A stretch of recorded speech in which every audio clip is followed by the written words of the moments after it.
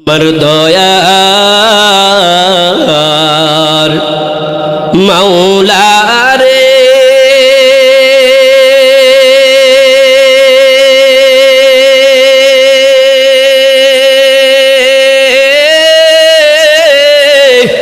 আমার দয়ার মাবুদ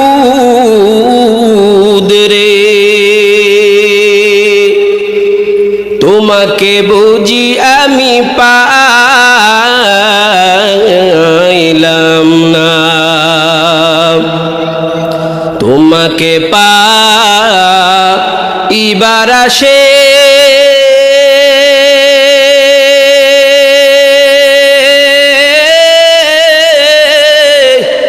ঘুরি আমি দেশ বিদেশে। ওই চরমনার ময়দানে করলাম বিছানা, উজানের ময়দানে করলাম বিছানা, ইজতেমার ময়দানে করলাম বিছানা। আমার দয়ার মাওলা রে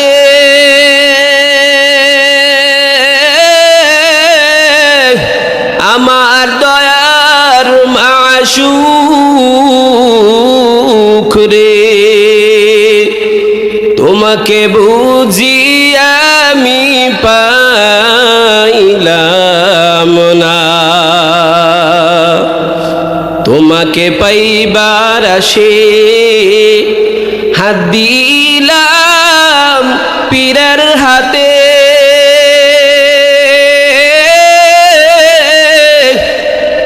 তোমাকে পাইবার আসে হাত রাখিলাম মুর্শিদের হাতে।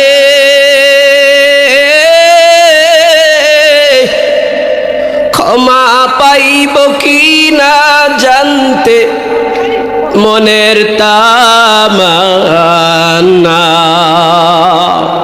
ক্ষমা পাইব কি না মনের আকাঙ্ক্ষা। আমার দয়ার মাওলা রে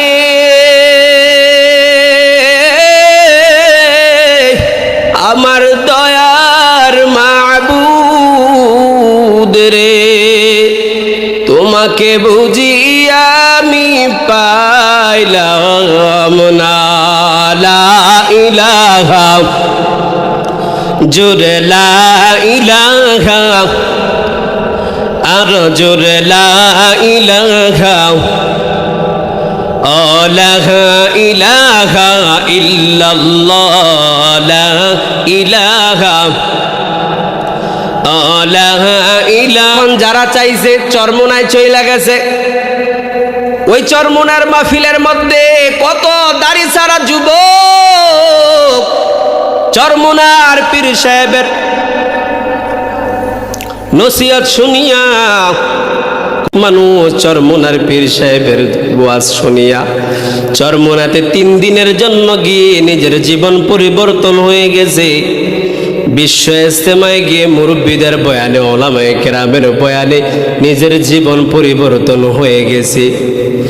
সুস্থ যদি থাকে চাইলে সে তাবলিগে চলে যেতে পারবে, সুস্থ থাকলে আল্লাহর রাস্তায় জিহাদ করতে যাইতে পারবে, সুস্থ থাকলে চাইলে 3 দিনের জন্য চরমোনায় রওনা হইতে পারবে। অসুস্থ মানুষের জন্য এটা সম্ভব নয়।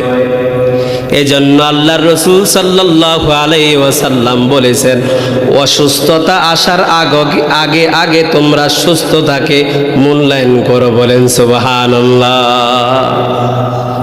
অসুস্থ হয়ে গেলে আর তখন নিজের মন চায় মতো সাদের ইবাদত করতে পারবা না, ওযু রেখে ওযু ধইরা রাখতে পারবা না, মন চায় মতো আল্লাহর রাস্তায় সফর করতে পারবা না, পরিশ্রম করতে পারবা না। সুস্থ অবস্থাকে আল্লাহর কাছে মূল্যায়ন করো। ভালো করে বুঝেন, একটা কথা বলি, ফিকাহের মাসআলা হলো কোনো ব্যক্তি যদি সুস্থ থাকা অবস্থায় সব সময় তাহাজ্জুদ গুজার ছিল, ইশরাক পড়তো, আওয়াবিন পড়তো, কোরআন তেলাওয়াতে অভ্যস্ত ছিল, নিয়মিত জিকির করত সকাল সন্ধ্যায়, রসুলের উপরে দুরূদ শরীফ দৈনন্দিন পাঠ করত, অনেক নেক আমল করত, কিন্তু সুস্থ অবস্থার এই আমলগুলা অসুস্থ হয়ে যাওয়ার কারণে এখন আর করতে পারে না। আল্লাহর হাবিব সাল্লাল্লাহু আলাইহি ওয়াসাল্লামের এই শরীয়ত এত সহজ।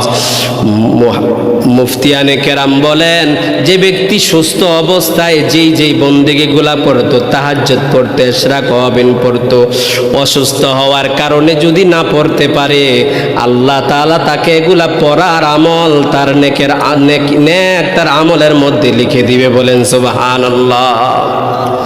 সুস্থ অবস্থায় বেশি বেশি আল্লাহর রাস্তায় সফর করত, সুস্থ অবস্থায় বেশি বেশি জিকির করত।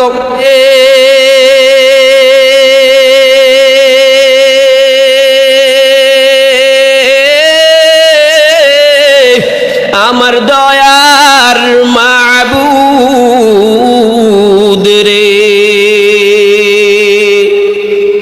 তোমাকে বুঝি আমি পাইলাম না, তোমাকে পাইবার আসে